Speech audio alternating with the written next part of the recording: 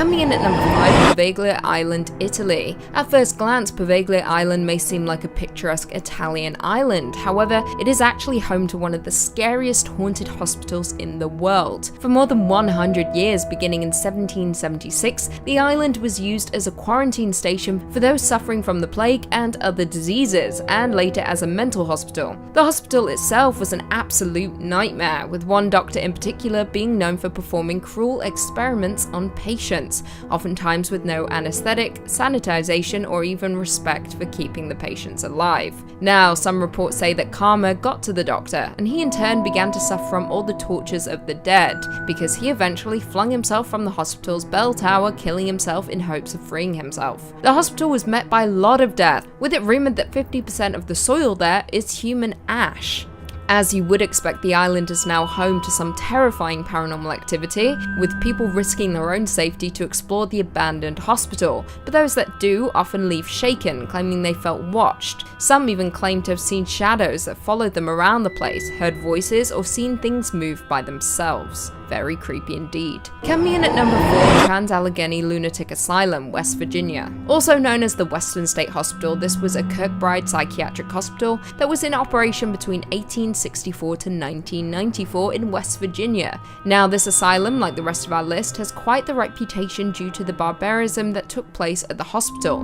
Not to mention, it was also one of the most popular haunted hospitals in America for that very reason. Now, prior to the construction of the hospital, its grounds saw a lot of bloodshed, with Civil War soldiers being killed on the grounds, even before the building was fully erected. Originally designed to house 250 patients in solitude, the hospital holds 717 patients by 1880, 1,661 in 1938, and over 1,800 in 1949. At its peak, 2,600 in the 1950s in overcrowded conditions. Trans-Allegheny quickly became home to more violence than anyone could have ever imagined over the course of the next century. At the height of its use, the asylum became infamous for being home to staff abuse and having incredibly violent patients who were often left unattended. Now, it seems as though the former asylum has some ghostly residents, including that of a young girl named Lily, who died alone just wanting to play with someone. Another ghostly denizen is Ruth, a woman who was placed in Trans-Allegheny due to being so violent. To this day, she still seems to have a vendetta against people, with many claiming to be attacked by unseen hands that allegedly are her own. Number 3 on this list is the Riverview Hospital.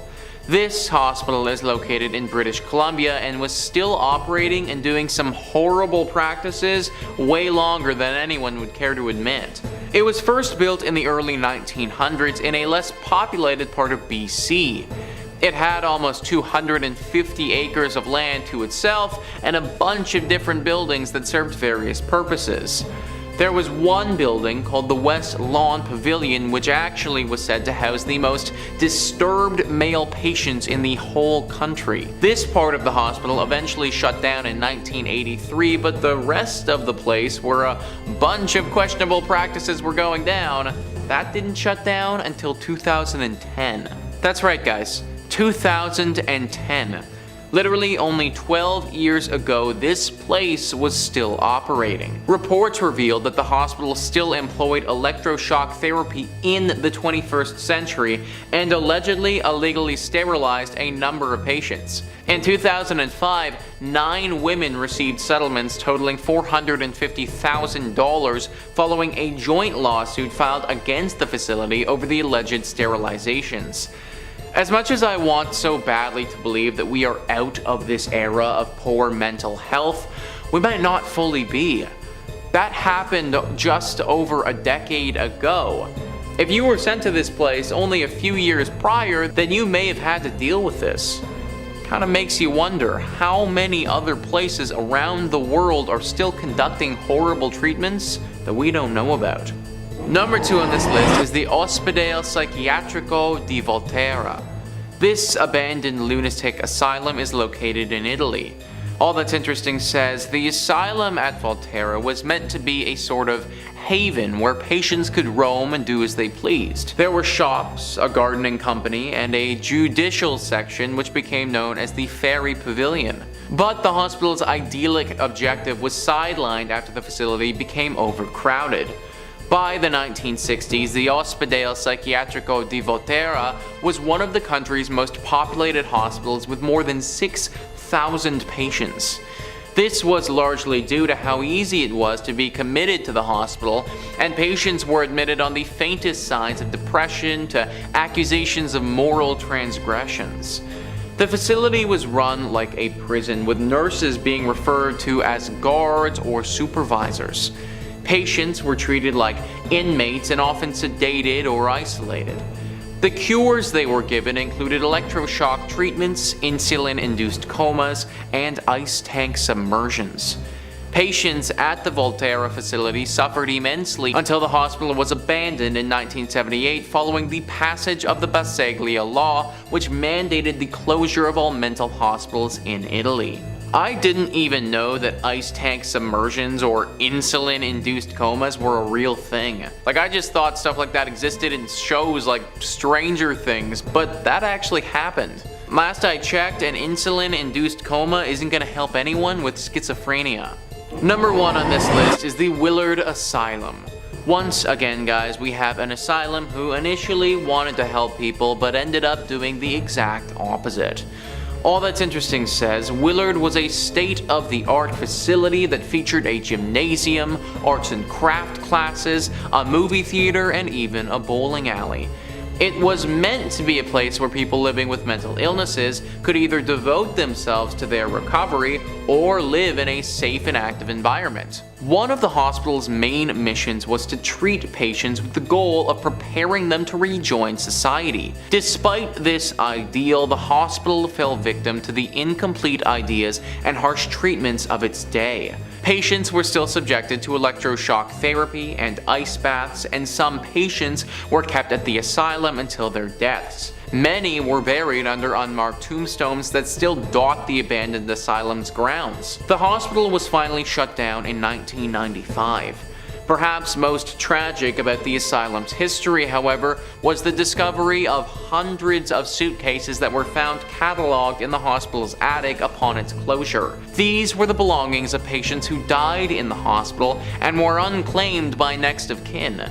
The staff was apparently unable to throw these mementos away. Hundreds of suitcases, guys. Not 1 or 2 or 10, hundreds. That's hundreds of people who died here and were put in unmarked graves. Hundreds of people who died here and whose families either didn't care enough about them to go claim their belongings or were never informed that they died. I'm so happy that times have changed and the stigma around mental health and its treatment is lifting. 100 years ago, the last thing you would have wanted is to have someone try and help you with whatever it is that you're dealing with. In 5th place, we have Knockton Hall Hospital. So it was built in 1530 and originally meant for residential use, but served as a hospital for American officers who were injured in World War I. It was used once more as a military hospital during World War II and has been used in a similar capacity ever since, but no more. In the 1980s, it was once again put to private use, but by the 1990s, a significant fire had rendered it uninhabitable. Time for the dark stuff. It's alleged that one of the male owners of the home sexually took advantage of and killed a young girl. Today, her presence has been reported by various people who were in the building. Many people claim to have seen the ghostly image appearing at exactly 4:30 a.m. since she's fond of standing at the end of staff members' beds in the middle of the night. Interesting that she chooses the 4 a.m. hour to appear, since 3 a.m. is usually the preferred time for spirits, since that's when the veil between our world and theirs is the thinnest. So this spirit has been blamed for the disembodied sound of sobbing around the building. The building is also said to have a resident gray lady, but information around her is a lot harder to find, so let me know in the comments if, there's any experts out there, because any ghostie with a missing story is super intriguing to me. In 4th place, we have the Trenton State Hospital, originally known as the New Jersey State Lunatic Asylum, later Trenton State, and now Trenton Psychiatric Hospital. It was the very first one founded on the Kirkbride Plan by activist Dorothea Dix, but it's more remembered for, its medical no-nos instead of its well-intentioned beginnings. Dr. Henry Cotton became the director of the hospital in 1907 and instituted treatments based on his own theories of mental illness. On the one hand, Henry, who had trained at Johns Hopkins under the eminent Swiss-born psychiatrist Adolf Meyer had a very progressive attitude towards care for his patients. He did away with the mechanical restraints that so many other hospitals use to control patients, introduced occupational therapy, increased the staff, and ensured that the nurses would prevent violence against the patients, and instituted daily staff meetings about patient care. But Henry developed a dangerous theory about mental illness, one that turned his hospital into a house of horrors. After it was confirmed in 1913 that the spirocate that caused syphilis can cause the disease's psychiatric symptoms, Henry began to suspect that all mental illness was caused by bodily infections, and that the only way to cure the patient was to remove the offending infection. In 1917, he began removing his patients' teeth, even in cases where x-rays showed no evidence of infection. Ow! He soon moved on to the other body parts: gallbladder, stomachs, ovaries, testicles, tracts of colon, uteruses. Henry claimed a cure rate of 85%, but in reality his surgeries had an unconsciously high mortality rate, and he didn't always obtain consent from the patients or their family members, and in fact sometimes performed these removals despite their protests. And hey, if that isn't icky enough, he wasn't quiet at all about what he was doing. The crazy doctor published papers and gave presentations on his work. When Mayer, Henry's mentor, sent another psychiatrist to report on the operations at Trenton State, he initially suppressed the report, allowing Henry to continue his gruesome work. He remained at Trenton until 1930, 3 years before his death. Now, the tooth-pulling practice remained in place until 1960, and my mouth hurts thinking about it. Before I get nightmares,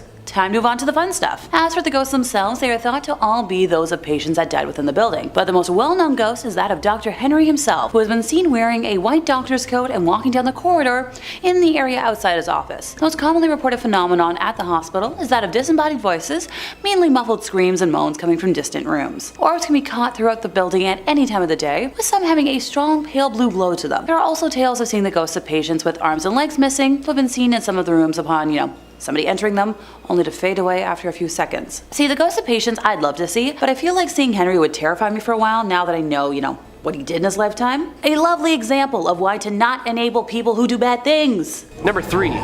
Rolling Hills Asylum. Located in Bethany, New York, Rolling Hills Asylum was established in 1826 as a poor farm or poorhouse, which was an institution built by the government to house and maintain orphans, widowed women, the disabled, the mentally ill, and of course, children. The staff did their best to keep unsafe patients away from the general population, but problems soon ensued. As a result, a solitary confinement cell was constructed in the building, and those who lived there were often referred to as, quote, the inmates. In 2008, Carrie Kearns, the co-founder of ghost hunting Sea Pier, did an overnight public ghost hunt at Rolling Hills. Arriving around 4 p.m., we went to Rolling Hills to get some pictures during the day. The doors opened for the public ghost hunt at 9:30. There were said to be 50 people present during the ghost hunt, and there were 2 tour groups. We used devices such as digital audio recorders, video recorders with night vision, thermometer gauge EMFs, flash cameras, the works. A ghost box and sound amplifier were also present. We did catch some orbs in many pictures, with some being more impressive than others. What appears to be a mist or a smog coming out from behind the nurse's station door scared us. On film, on the 2nd floor, doors of the solarium move on their own. Even shadows of people standing and walking behind the doors appeared. We also caught some EVPs with our digital audio recorders, with a voice of what sounds like an elderly lady screaming, quote, "You, go away." When in the electrotherapy room, I had 2 episodes of sharp pain that lasted approximately 1 minute to the left side of my head and right above my eye. Twice in the electrotherapy room. Around 4 a.m., Mike and I traveled from the area of the organ room down to the 2nd hallway and sat against the sides of the hall. While Mike and I sat there, I began to feel something touch and crawl up my right leg. As that happened, another shadow peeking from around the corner of one of the doors made us super uncomfortable. It was just staring at us. While investigating on the 3rd floor, there were sounds of someone walking around. I felt the touch of a hand touch my face, and a couple seconds later, one of the other investigators further down the hallway said she felt something holding her hands squeezing hard. I wonder what this mist was. Sounds like some Ghostbusters plasma right there. Number 2, Pennhurst Asylum. In October 2019, Ripley's Believe It or Not spent a night at one of the most chilling and gruesome asylums that ever stood. Pennhurst Asylum in Pennsylvania has been called many things. Ghost Ward, the Crazy Kids, and of course, one of the most haunted asylums on Earth. The team spent a night and had this to say about its history and their experiences. Pennhurst's long history of misconduct of children, for example, used punishments such as the removal of children's teeth if they were labeled a biter. The employees' cruelty has been well documented over the years, and is that of Dr. Jesse G. Fear. Literally the worst name for a doctor. Chris Levine, an open-minded skeptic, and Flip Searless, team leader, were just a few of the crew who spent the night with a variety of audio recording devices. Apparently, the Echo Vox, which is a tool for investigators, started playing kids' jingles. Quote, "We were getting a lot of different children's songs, but the one on repeat was Pop Goes the Weasel. It was pretty terrifying because we heard kids singing along with the Echo Vox in the background." Flip had asked, "Can you see us?" And the children's voice on the spirit box came back and said, "Yes." "How do you see us?" And the kid's voice said, "As ghosts." As we head down into the basement, a prominent ghostly figure is waiting for us. The King, a menacing figure popular with the paranormal enthusiasts who visited Penhurst over her years. The King was a maintenance worker here from the 40s. His domain?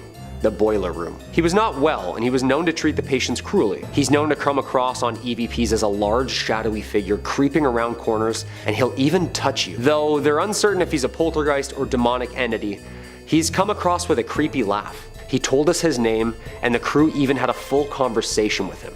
After listening to the Ghost Box recording, the team were nervous when they heard the King yelling, "Leave, leave, leave." We started on the right foot because I offered him a cigarette and asked him if he wanted to smoke. He said yes.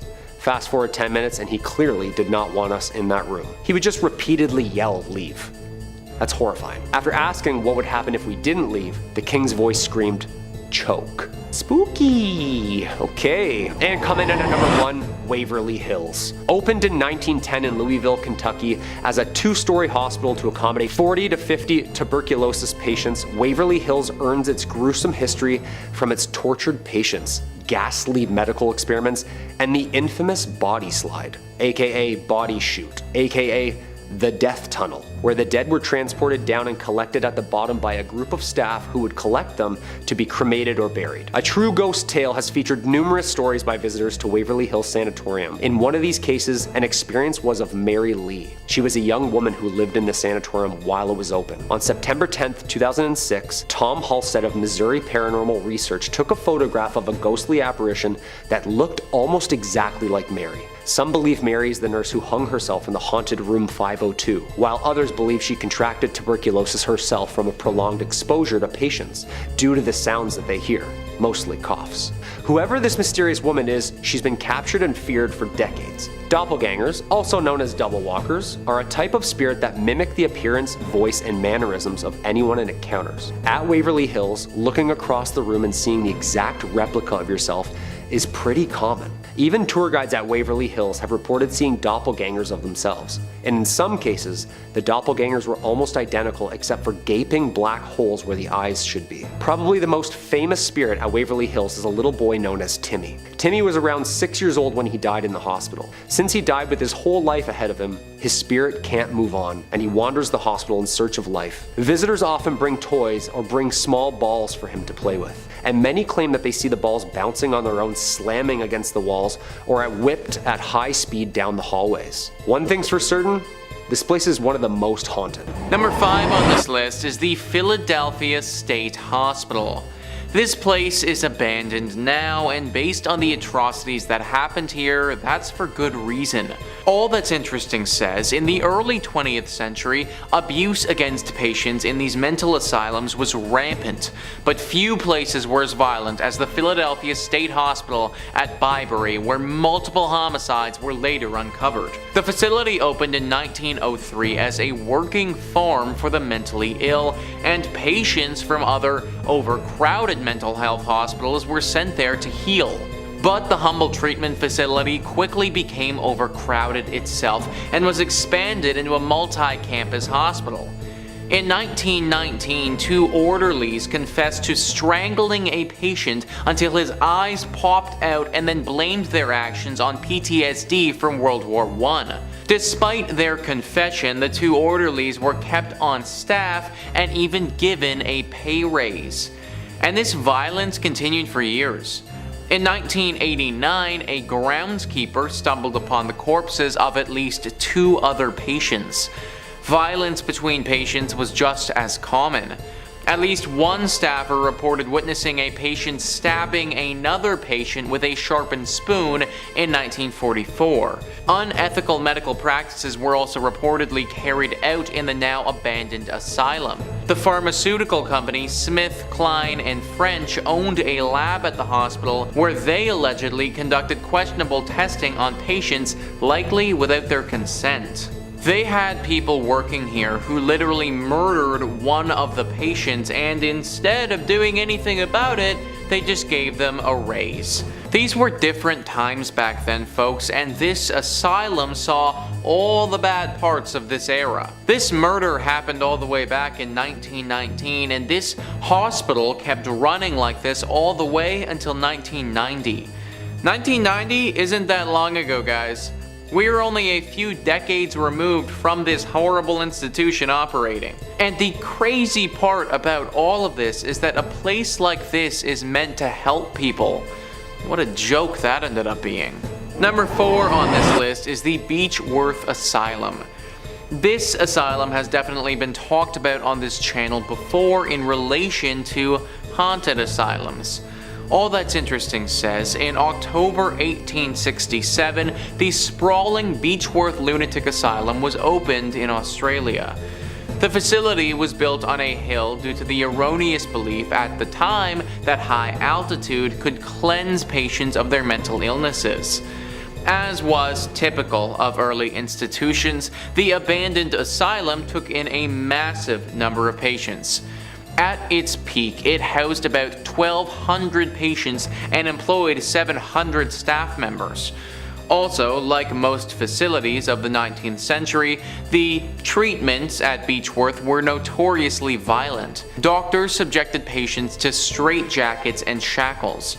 Electroshock treatments were common practice there, so much so that they were reportedly mass shock sessions where nearly the entire patient population was shocked simultaneously. Given the extent of the mistreatment that took place at the asylum, it may not come as a surprise that the facility, which was finally closed in 1995, is said to be extremely haunted. Those who worked at the hospital during its last years alleged that the hauntings began long before the hospital was shuttered. The most famous ghost who's seen these days is Matron Sharp. She was said to watch over the patients as they were shocked by the other nurses and doctors. If you ever saw her coming to your room, then there was a good chance the shock therapy was coming for you next. Now you can sense her due to a dramatic cold presence that fills the room. In third place, we have the case of purple scrubs.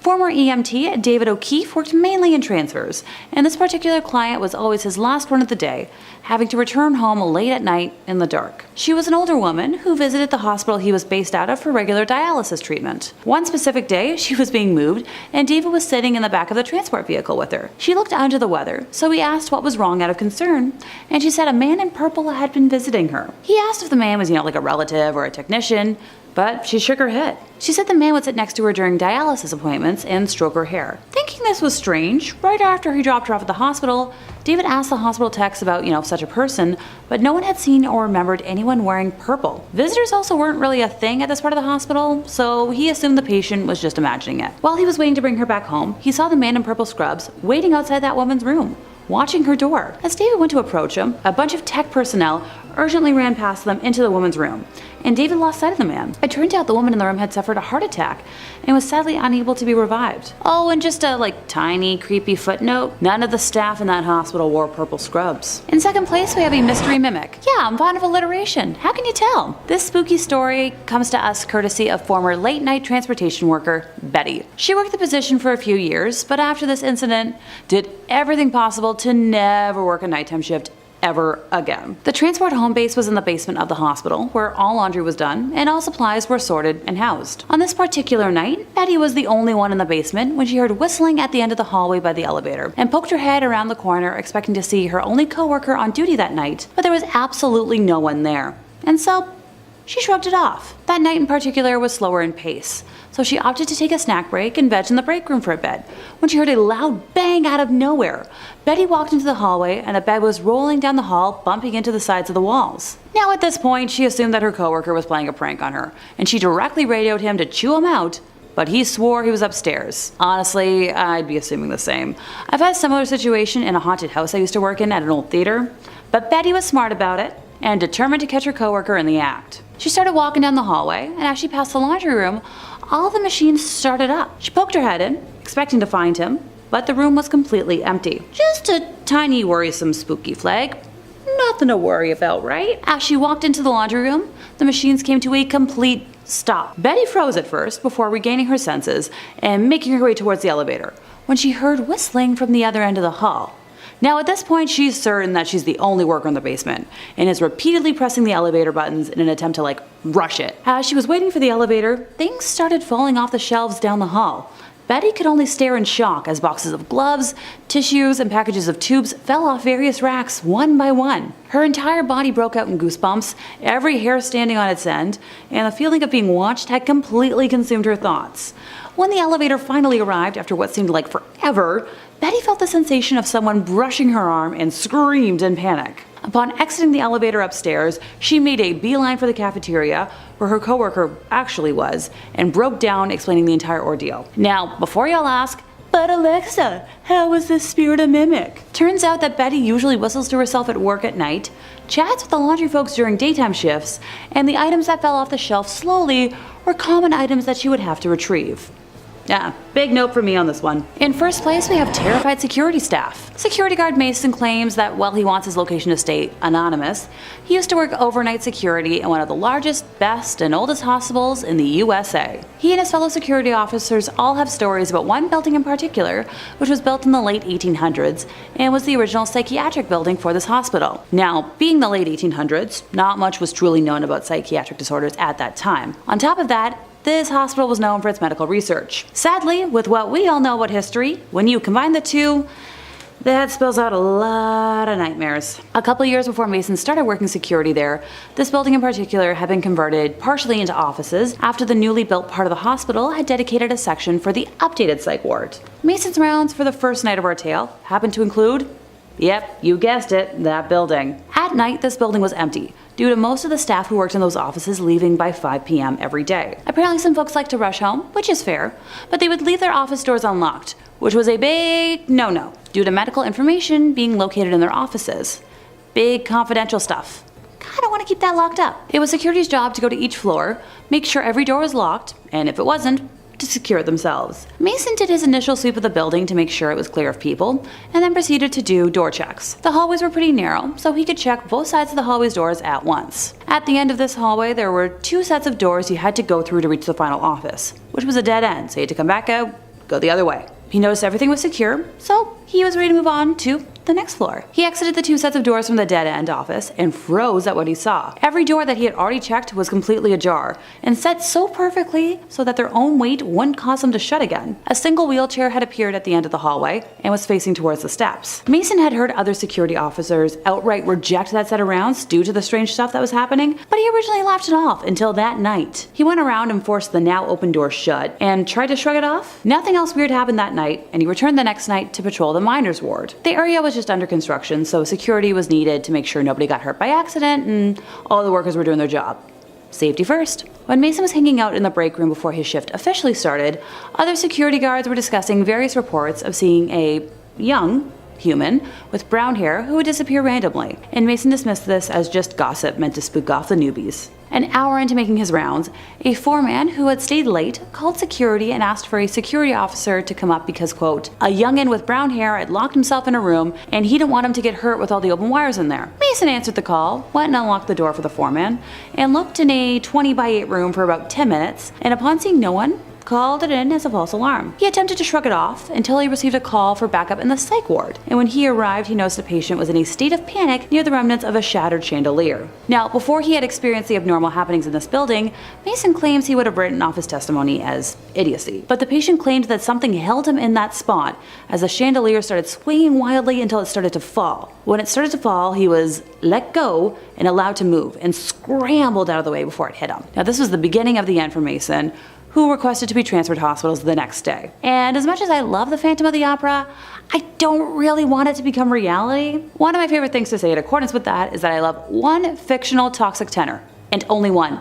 Emphasis on fictional. Starting off 5th place strong, we've got a narrowly avoided death. This tale takes place when long-term nurse Jenny was placed in charge of caring for an elderly woman with no family who was admitted to the hospital when her husband passed away. She didn't speak often, but when she did, it was usually just words that made no sense together. Jenny felt bad for her because ever since she'd arrived, so many of the residents in her area that she, seemed to enjoy spending time with had passed. She put up a picture of each of them next to the pictures of her husband and several others who were probably just family to remember them. Being an extremely empathetic person, Jenny felt sorry for this woman and strived to give her extra attention whenever she could, and formed a bond with the lady. It just seemed so unfair that she had, such luck and kept losing people that she cared about. One day she looked at Jenny and said, plain as day, "Sweetie, I think I'm done now," and handed Jenny a picture. It was a picture of Jenny, and she smiled because it touched her heart that she was so important to the old woman. She passed nearly a week later, and poor Jenny cried for days from the loss.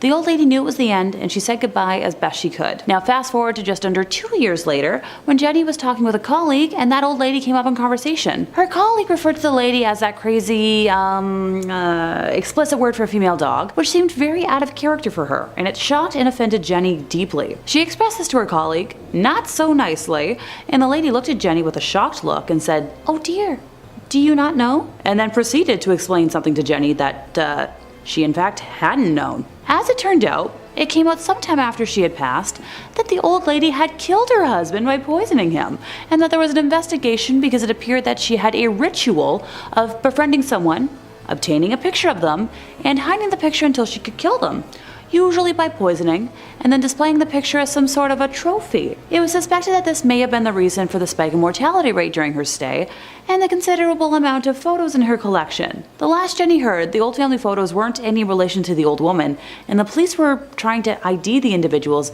and compare them to several cold cases. Sheesh. Thank goodness Jenny survived to tell the tale. In 4th place, time to tell the tale of a rocking bed. Nope, not a rocking horse, rocking chair, or like an ottoman.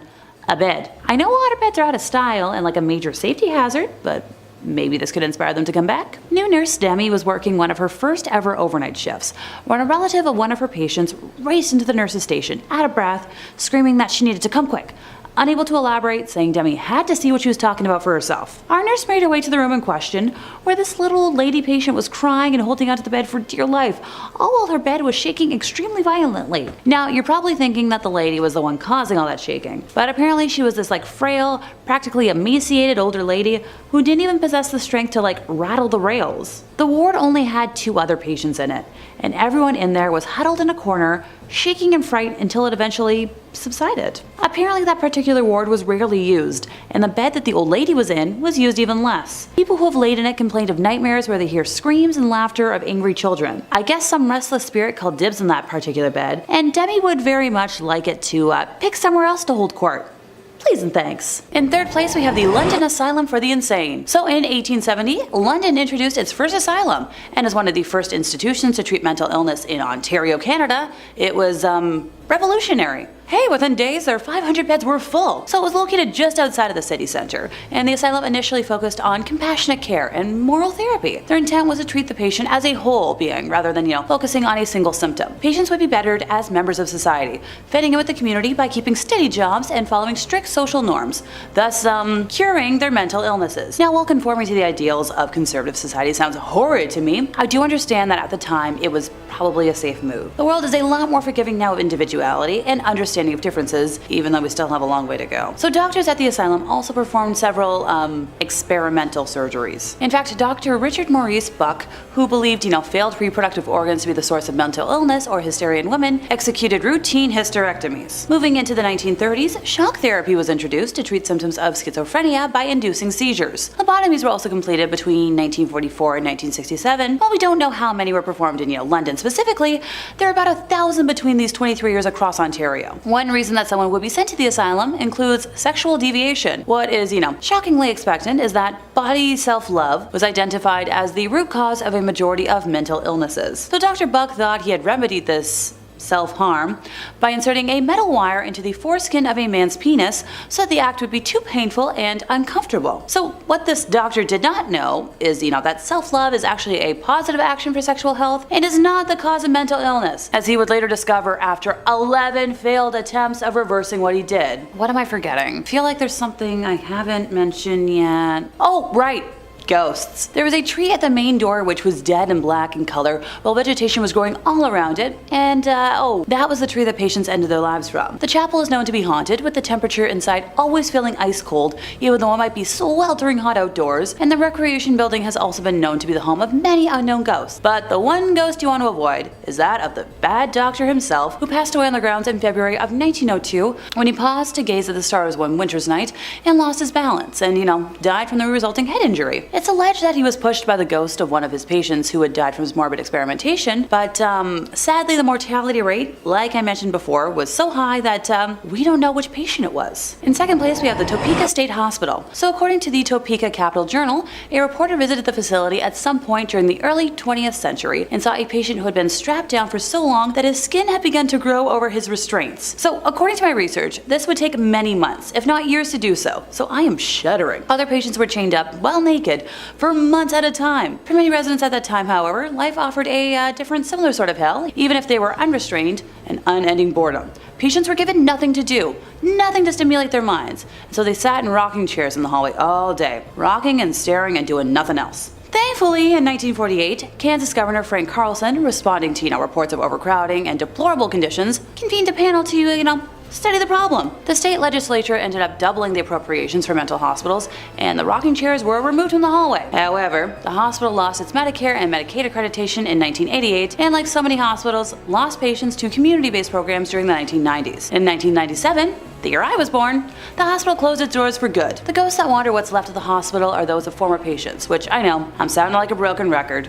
Oh, there's a cemetery on the hospital grounds, which is, the final resting place of patients who died in the hospital. Only 16 of the 1,157 graves have headstones, and most of the souls are left nameless. Visitors to the hospital grounds report seeing orbs and hearing strange moans coming from the cemetery. Yeah, no thank you. In first place, we have Century Manor. So built in 1884 on the outskirts of Hamilton, Ontario, Century Manor was the second major structural component of the Hamilton Asylum for the Insane, an institution initially established for the treatment of alcoholics. Newspaper articles published in the late 19th and early 20th centuries documented at least 9 self-deaths committed in the building, as well as several attempts made by inmates who escaped the hospital. Century Manor was also the scene of several strange accidents and horrific crimes. One female patient fell to her death while attempting to, escape out a window using a rope made from bed sheets, while another had her skull crushed by a falling elevator. One particularly troublesome male inmate was allegedly slugged to death by orderlies, while another split open the head of the asylum's head baker with an axe. No biggie, right? Apparently the living conditions were so bad that in 1910, a former inmate wrote a letter to the Legislative Assembly of Ontario, stating that the place was an outrage to civilization. Allow me to read what he said. Wretched, vile torment is the order of the institutions. He had seen patients pounded, choked insensible time and time again until redness would run from their nostrils. Oh, I haven't even gotten to the most dramatic tale yet. In the early morning hours of August 11th on 1911, a fire mysteriously broke out on the building's top floor. Firefighters who battled the blaze said that 3 of the inmates they rescued from the burning building broke away from them and leapt back into the inferno. When the embers finally cooled, firefighters found 8 bodies amongst the ashes, including a paralytic who had burned to death in his cell, as well as 5 men huddled together in a small room, burnt to a crisp. Now, the historic building shut its doors for good in 1995 and has sat empty ever since, serving as a haunting reminder of Hamilton's dark and tragic history. And now that we've got the history out of the way, time to talk about the ghosties. My favorite part. Underneath the property of Century Manor lies a system of old tunnels. This first-hand account comes from Jeff Cooper, who was hired to guard the entire West 5th property overnight, and on one particular evening, he was making his rounds and ended up underground and inside the tunnels. He made a turn at one of the corners and found himself lost in a hallway with just one wooden door at the end. He heard voices coming from the other side of the door, so he walked up to it, quickly braced himself, took a few deep breaths, and swung the door open.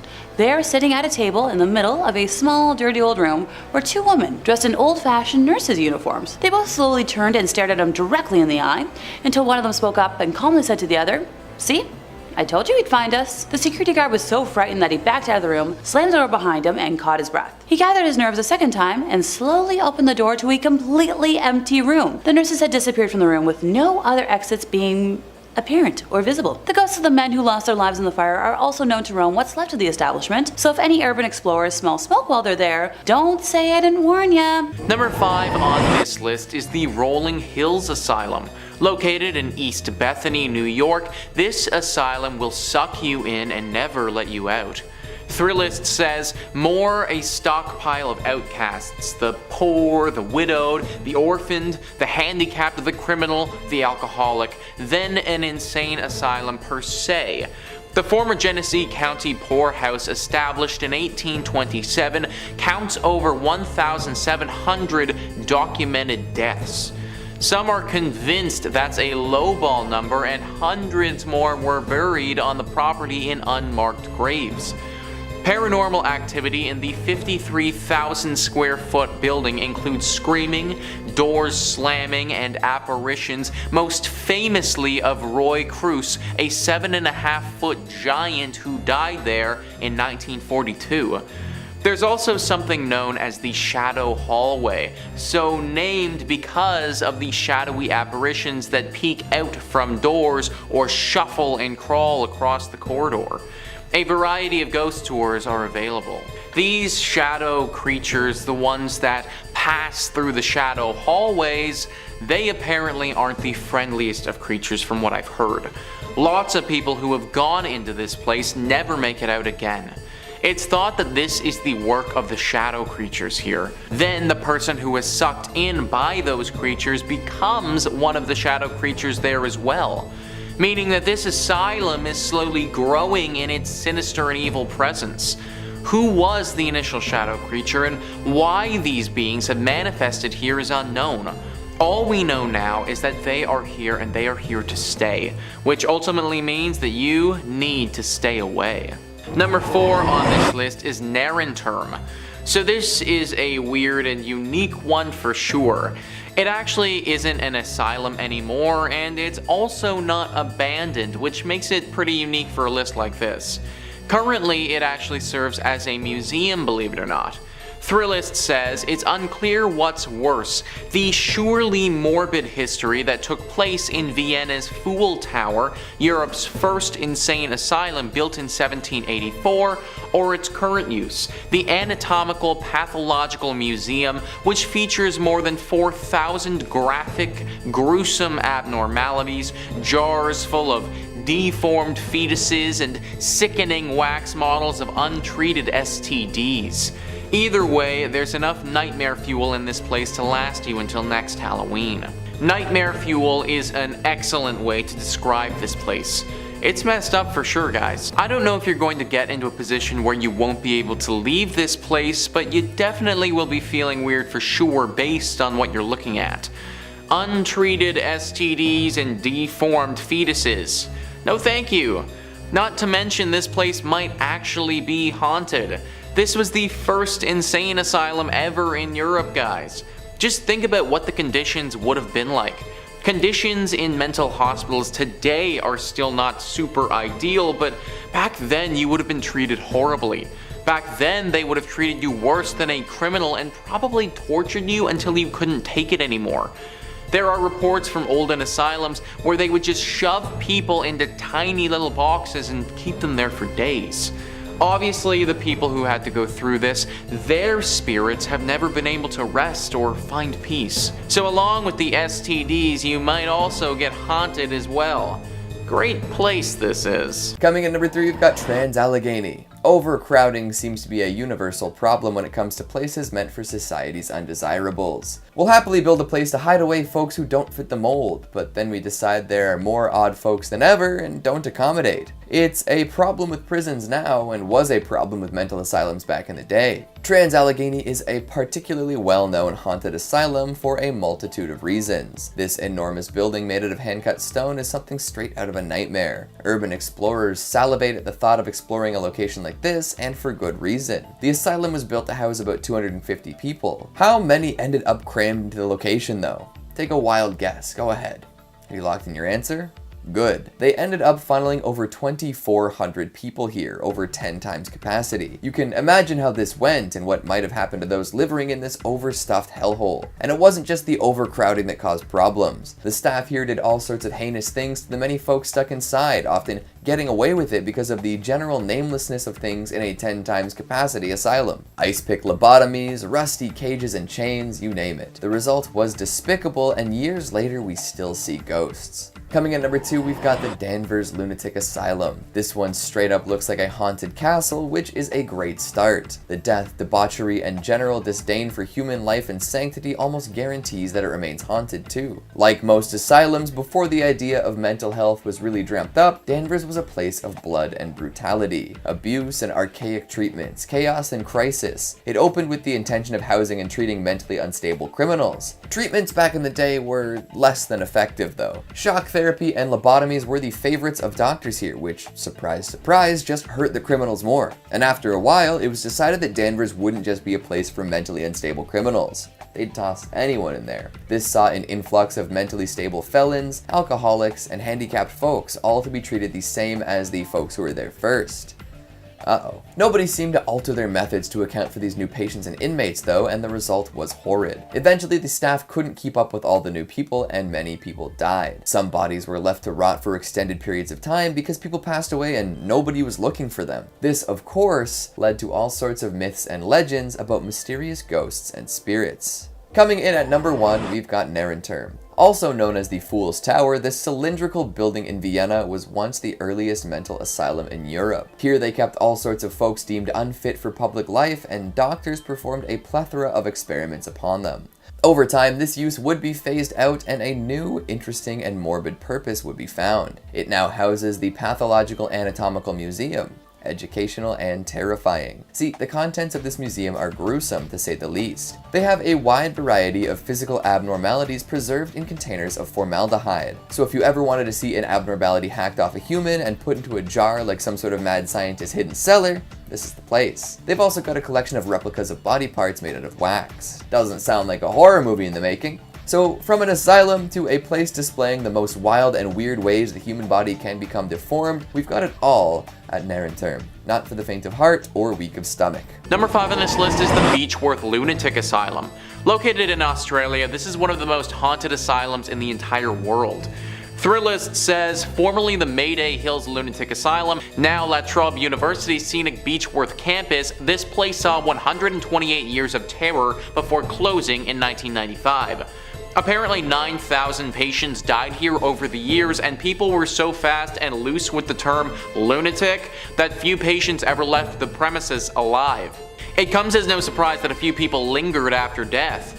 Faces floating in windows are a common sight, along with Matron Sharp doing her rounds and children laughing. Tommy Kennedy, who used to transport the dead out of the asylum and died there himself, still hangs around. There's also a woman who was thrown out of a window and died in front of the hospital because she was Jewish and the only person allowed to move her, a rabbi, couldn't make it to Beechworth sooner. Yeah, so clearly this place has seen its fair share of trauma throughout the years, folks. 9,000 people is a lot of people who have died. Like, we're talking about a small town's worth of human beings who died at this freaking asylum. And as exampled by that poor Jewish woman, these deaths weren't all from natural causes either. There was said to be some sick workers here, people who were twisted and got off on hurting others, people who worked at the asylum but probably would have been better suited to be in it themselves. Asylums in general are already susceptible to haunting considering what's going on, but when you have this amount of death and atrocities take place, it just makes it that much easier for ghosts and paranormal entities to cling on. Many of the locals don't even come close to this place anymore, and a lot of the tourists who do go here thoroughly regret that decision soon afterwards. These entities are angry and want to punish those who are living for what happened way back then. I don't recommend being one of the people who gets punished. Number 4 on this list is the Gonjiam Psychiatric Hospital. If you had a mental illness, then I promise you this is not where you wanted to end up. Thrillist says, believed to be one of the most haunted spots in South Korea, this abandoned psych hospital could be the basis for the next Stephen King novel based on its checkered history. According to local lore, patients here began dying mysterious deaths one after the other, forcing the facility to shut down. Many believe the murderous owners of the place was to blame, claiming that he kept patients as hostages only to flee to the States when families of the deceased demanded explanations. There are also rumors of doctors going insane, rivaling their patients in madness. So literally folks, if you ended up here, then there was a pretty good chance that not only did you not get the help that you needed, but you also just died. Whether this was because of the sick owners or the doctors, who even knows? That much death has left behind its mark though, and now this place looks like a safe haven for ghosts and everything paranormal. There's also been talk of a creature that lurks here, a creature that was actually the cause of all this death to begin with and is lurking, waiting for somebody to stop by and take them next. If I was you, I wouldn't want to be that person. Number 3 on this list is Lear Sikanus. With a name like that, you can just assume that it's going to be haunted. Thrillist says about a half hour from Oslo, this asylum was opened in 1926 and today is considered one of the most haunted hotspots in the country. Despite its reputation and the fact that most of the place has been abandoned since 1985, parts of it still house psychiatric patients who share their space with ghosts, shadows, and odd noises. Between 1945 and 1974, the hospital was notorious for conducting experiments on its patients, especially the testing of new drugs that even the pharmaceutical industry was hesitant to try on humans. I don't know where and when people thought that testing already mentally sick people with questionable drugs was a good idea. It seems like this is something that happened a ton in history, and I have no idea how anyone thought this was a good idea.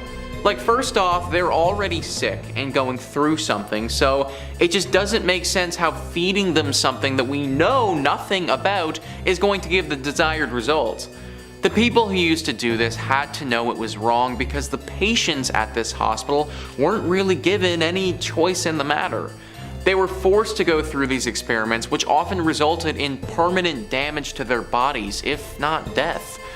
Those who had to go here from the 40s to the 70s literally could not leave.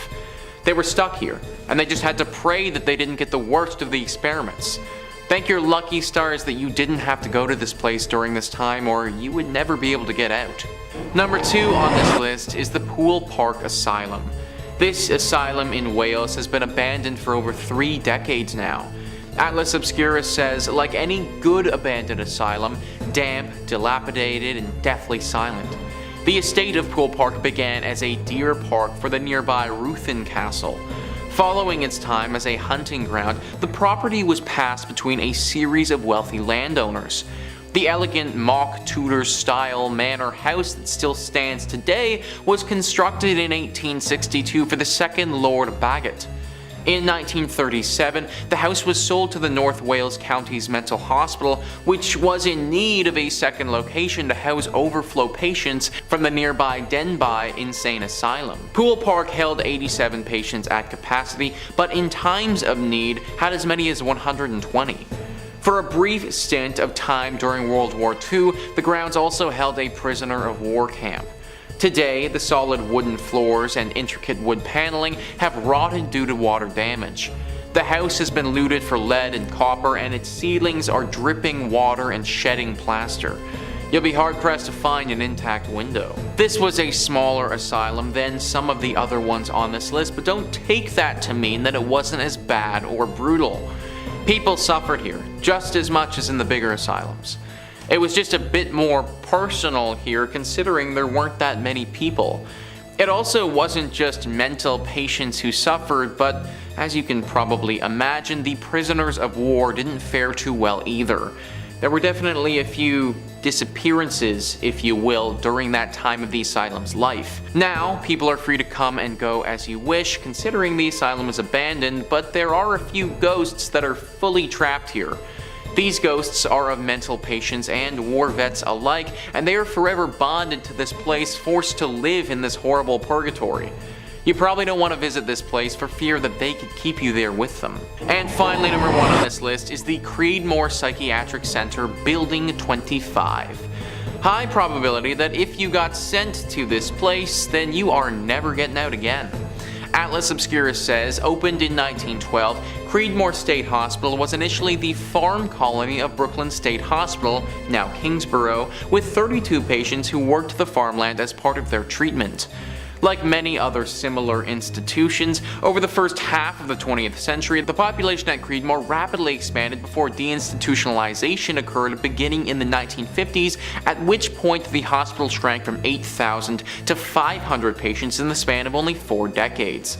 The 1970s were a rough time for the hospital when crime infested the campus. 3 assaults, 22 violent assaults, 52 fires, 130 burglaries, 6 people taking their own life, a shooting, and a riot occurred within 20 months of each other. It was around this time that Building 25 was abandoned. Never sold off or demolished, it has been rotting on the hospital grounds since it was vacated in the early 1970s.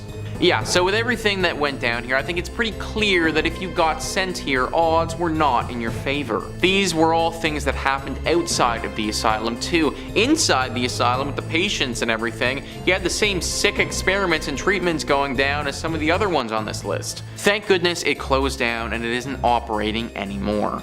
Number 5. The Trans-Allegheny Asylum. Built in the Civil War era in West Virginia, this asylum was designed to house around 250 patients, but ended up housing more than 2,500 people. People locked in cages, lobotomized with ice picks, tied to the beds. It's safe to say that this place is a nightmare in itself. Since the asylum was briefly a Civil War military base and absolutely haunted to the core, people have spotted uniformed soldier ghosts strolling the corridors. Patients were previously admitted into the asylum for a variety of reasons, including asthma, laziness, egotism, and even greediness.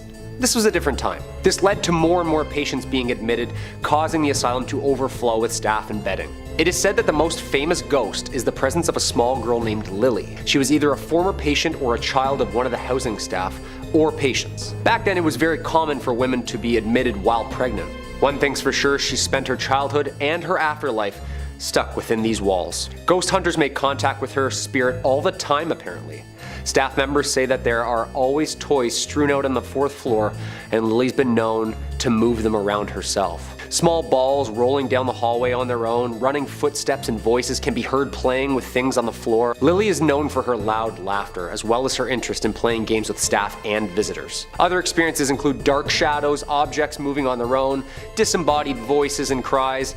This place is haunted. Today the asylum is used as a historic and ghostly tour hotspot in which haunting stories combined with the decaying look of the structure creates the contrast that the asylum is well known for. The asylum itself was created with good intentions. It was meant to treat people who needed care, but soon it became misused and the people it originally meant to care for were horribly. After closing its doors for good in 1994, they reopened to educate and tell the tales of the patients themselves who lived and died within these walls. Number 4. Danvers State Hospital. Located about 21 miles north of Boston, the hospital opened on May 1st, 1878, and the hospital's first patients arrived only days later. The inspiration for H.P. Lovecraft and Batman's Arkham Asylum due to its gothic look and its twisted patients. This asylum followed in the same footsteps of any classic mental asylum. It was only meant for about 500 patients, but ended up housing around 2,500. Low staff, no rooms, and of course treatments such as shock therapy and lobotomies. This asylum was the very first to operate the transorbital lobotomy, where an ice pick is inserted through the eye socket and into the brain. Ouch. The staff started to experiment with this new method on the elderly, mentally disabled, alcoholics, drug addicts, and insane criminals. The staff used treatments like shock therapy and lobotomies even when they didn't need to. Of course, due to the extreme methods of controlling patients and the push for science, patients started dying there, and their bodies were found days and months later. The cruelty just began. The doctors were using lobotomies to cure anything from daydreaming and backaches to delusions and depression. Visitors described how dirty the patients always looked, how they were creepily wandering the halls and sometimes even blankly staring off into space. Some of these patients weren't even suffering from anything, and the extremes of the treatments are what drove them insane. The asylum was of course shut down and its building demolished. Some patients left the asylum while others are spending eternity under its grounds. The asylum's buildings don't exist anymore, but its cemetery does. Danvers State Hospital closed on June 24, 1992 due to budget cuts within the mental health system. and the 770 patients who died at Danvers were buried in the numbered lots on the property, with the hospital replacing traditional headstones with patient numbers. This is just one act of cruelty and dehumanization the hospital was known for. Coming in at number 3, we have Severals Hospital, England. Severals Hospital is a former psychiatric hospital located in Colchester, Essex, formerly managed by the North Essex Partnership University NHS Foundation Trust. It quickly became one of the scariest and most haunted hospitals in the entire world. Now, for a period of time, this was the leading hospital for electroshock therapies as well as lobotomies in all of the UK. In the 1950s, psychiatrists experimented with new treatments on patients, now considered unsuitable, such as the use of frontal lobotomy. Many of the patients housed at Severals Hospital weren't even mentally ill, yet were still given these barbaric treatments. In fact, in some of the records, patients range from women who gave birth out of wedlock to moody teenagers. Following the treatments, many people were never the same, with some even passing away during the stay at their hospital. During World War II, the hospital was severely affected due to bombs being dropped by Germany, resulting in 38 women being killed, with many more injured. Now the hospital is closed, however, people that visit the grounds often report a very deep sense of fear, sorrow, and even mourning. Some visitors have even reported to see shadow people lurking in the corners of some of the rooms. As of today, the hospital is no longer open to visitors, with it remaining completely abandoned. However, some urban explorers still roam the remains to see if the hauntings are true. Coming in at number 2, we have Waverly Hills Sanitarium, Kentucky. Very few hospitals have as dark a past as Waverly Hills Sanitarium, making it one of the scariest hospitals not just in the United States but in the entire world. Now closed, the Waverly Hills Sanitarium is located in Louisville, Kentucky, with it opening as a 2-story hospital in 1910 to accommodate 40 to 50 tuberculosis patients. However, in the early 1900s, Jefferson County was struck by an outbreak of tuberculosis, which prompted the construction of a new hospital. However, some of the treatments they offered for tuberculosis included fresh air exposure, even during the winter. Other treatments included ballooning the lungs or even removing a lung entirely. As you would imagine, these treatments didn't have a high success rate, resulting in a large amount of deaths and a reputation for being a place where no one is left alive. Now, according to some reports, the deaths grew so rapidly the hospital was forced to create an underground tunnel in order to cart the bodies out without having patients see them. The tunnel was an entrance and exit for the workers of the sanitarium. It was built on the first floor with the rest of the building. They did this to increase morale, as patients were finding it a little upsetting to see deceased patients be carted away, so the hospital decided to perform those acts more discreetly via the tunnel. They also believed that this would help lower the disease's spreading rate. Now, once TB rates began to die down, the sanitarium became a mental hospital that quickly became overcrowded. Patients would often undergo treatments such as lobotomy, not to mention experimental procedures and physical abuse by staff. These days, it is known as one of the most haunted hospitals in the world, which houses the room where a nurse killed herself after finding out she was pregnant with the doctor's baby. And finally, coming in at number 1, we have Beechworth Lunatic Asylum, Australia. Australia is filled to the brim with terrifying wildlife that could, on any given day, potentially kill you. So saying that, it might not come as much of a surprise to know that Australia has some equally as terrifying hospitals, including Beechworth Lunatic Asylum. Originally known as Beechworth Asylum, this is a decommissioned hospital in the town of Victoria, Australia. It ultimately closed in 1995 after 128 years of operation. For those 128 years, Beechworth Asylum was home to some of Australia's most violent criminals. It was also notorious for its abusive staff members, as well as for a number of unexplained disappearances. It is said that Beechworth conducted some of the typical medical treatments of that time, including straitjackets, restraint chairs, and isolation cages, all of which were standard forms of treatment for those suffering from mental illness. Now, all it took to land you in Beechworth Asylum was a couple of signatures, one from a friend or relative, and the other from a doctor. So saying that, it was easy for people to get rid of husbands or wives that they didn't want around anymore. Now, with such a troubled past, it will come as no surprise to learn that Beechworth is haunted, with one sighting involving the ghost of a nurse, Matron Sharp, who was said to wander the halls of the asylum, presenting a comforting presence. One of the cruelest aspects of Beechworth was what is known as ha-ha walls. Now, the key feature of these walls was a trench built on the interior of the asylum's walls. Now, this in turn made the wall appear low enough that it seemed that the inmates weren't actually imprisoned, whereas on the inside it ensured that none of them could actually escape. Coming at number 5, we've got Ganjiam Asylum. Like many famously haunted places, this one is scary and well known enough to spawn a feature film, and a pretty darn good one too. Like legitimately scary with plenty of twists and a wicked premise. But beyond the scary flick, which is a whole lot of movie magic and quality pacing, we've got an actual ghost story to look at. Many believe this asylum to be one of the most haunted locations in South Korea, and it attracts all sorts of thrill seekers. Let's just hope their stories end up a little better than those in the movie, right?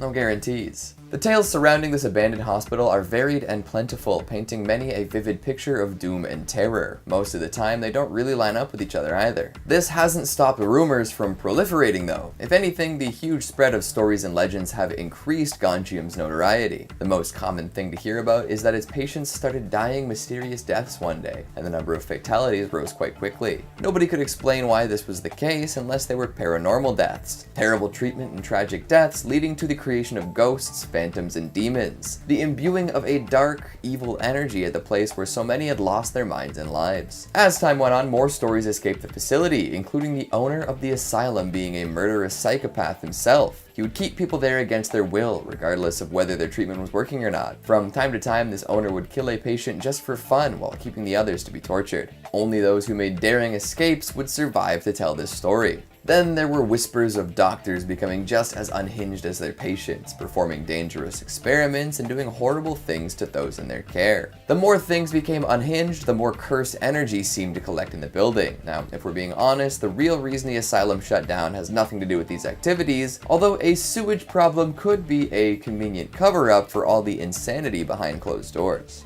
Coming in number 4, we've got the Rolling Hills Asylum. Sounds really pleasant and picturesque, right? Rolling hills evoke an image of calm, breezy stretches of road, some tall grass blowing in the wind, yeah? Well, that might be how they sold this asylum to prospective patients and their families, but the reality of life here is far from the pastoral charm implied by the name. And it didn't really start as an asylum either. It was more of a place for all sorts of unsavory characters to be collected to ensure they didn't cause any problems for more upstanding members of society. Definitely not a way for the rich to put all the people they didn't want to think about in one convenient location away. Of course, when you put all sorts of poor, sick, and mentally ill people in a cramped place and just sort of leave them there, things don't improve at a great speed. The opposite, if you can believe it. There were almost 2,000 recorded deaths here, but that does seem to be a bit of an underestimate. As is the case with plenty of spots like this, all sorts of undocumented deaths did occur, and it's said that there are hundreds of unmarked and unaccounted for graves on the site. The result of all this death, overcrowding, and lunacy is a legacy of ghosts and demons. Rolling Hills is well known for paranormal activity these days and attracts a fair deal of enthusiasts quite often. In fact, there are all sorts of ghost tours offered to those who don't think sneaking into a haunted asylum is a good idea. People have reported hearing blood-curdling screams throughout the location and have seen doors slam without anyone around to do so.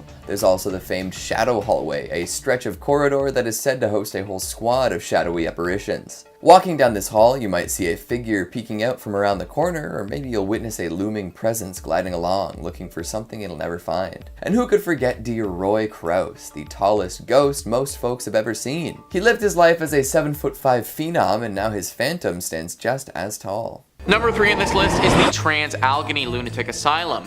This is a scary masterpiece, folks. Thrillist says, this impressive structure, allegedly the world's second largest hand-cut stone masonry building after the Kremlin, looks like it was designed as the set of a blockbuster thriller. Built around the Civil War era, the asylum was designed to house around 250 patients, but ended up holding more than 2,400, including for a brief period, the infamous Charles Manson. That's the opposite of a celebrity endorsement. Along with severe overcrowding, profound abuse abounded. People were locked in cages, lobotomized with ice picks, chained to things, and the combination led to hundreds of deaths and a palpable air of suffering. Apparitions are aplenty, like the still deranged patient Ruth, who likes to attack visitors. And since the asylum was also briefly a Civil War military base, uniformed soldier ghosts roam the halls. Thousands have claimed to hear voices telling them to get out. Civil War themed ghost tours, tours of the medical center, forensic buildings, and geriatrics buildings, and zombie events and balls fully play up the twisted history on the campus grounds. Now, don't get me wrong, would it be really fun to be part of a zombie event at this place? Yeah, absolutely. But I'm also not trying to get attacked by Ruth, the deranged ghost patient. Whenever people travel to a place like this, there is a risk involved. I personally am not willing to take the risk based on the history that this place has seen. Comment down below if you would. Number 2 on this list is Danvers Lunatic Asylum. This asylum hosted a very select group, criminals. Thrillist says part prison, part asylum, all terror. This gothic monolith opened in 1878 to house mentally unstable criminals. Thanks to the addition of the mentally handicapped, alcoholics, and plain old felons, it became so severely understaffed by the 1930s that patients' deaths were often not discovered until days later, when they were found rotting in some forgotten corner. Shock therapy and lobotomies were standard procedures. In fact, some called Danvers the birthplace of the prefrontal lobotomy. But a large cemetery on site said to be haunted by evil spirits suggests these were not always successful. The sinister castle-like building is said to have inspired H.P. Lovecraft's Arkham Sanitarium, and so also Batman's Arkham Asylum, and was the setting of Demon Movie Session 9. And as if that weren't enough, Danvers used to be Salem Village. Yeah, of Salem witch trials fame. Regular ghosts are one thing, witch ghosts are another one altogether. Think about how few people would have had to work here, where a literal patient would die and wouldn't be discovered until days later. And also think about what that would have meant for the actual patients. That means that even if you were still alive, you probably wouldn't be treated or seen by a professional for days at a time. Which also means that you might not eat for days at a time either, and be stuck in what I can only assume would have been a cell by yourself for that entire time. This would have been a horrible place to go, even if it was just for criminals. Because of all of this, it is now deeply haunted and a place I highly recommend avoiding. And finally, number 1 on this list is the Waverly Hills Sanatorium. This is an asylum that I've talked about a few times on this channel before, which speaks to how haunted it actually is. Thrillist says, with an alleged 63,000 deaths taking place inside its walls, this place is up to its eyeballs in spirits, not surprisingly topping lists of America's most haunted spots. Originally built as a tuberculosis hospital in 1910, the building saw many die from the disease, but tales of mistreatment and dubious human experimentation trickled out, and patients left the premises in what was known as the death tunnel or body chute. Apparitions including Timmy, a boy who likes to play with rubber balls who's been caught on tape, the nurse who hanged herself in room 502, another nurse who fell from the same room's window, and scattered screams and footsteps have all been seen. 63,000 deaths. And here we were thinking that the 9,000 in the other place was bad, here's 63,000 more. Any place that has a death tunnel and a body chute, that should not be a place meant for rehabilitation and seeking help. We are talking about some sick stuff that went on here. I would get into some of the rumors associated with the human experimentation, but I honestly don't think that YouTube would let this video stay up if I did. There are a plethora of ghostly spirits that haunt this place now. Dark spirits that have lost all sense of humanity and are more demon than spirit. This is a spot that must be avoided at all costs.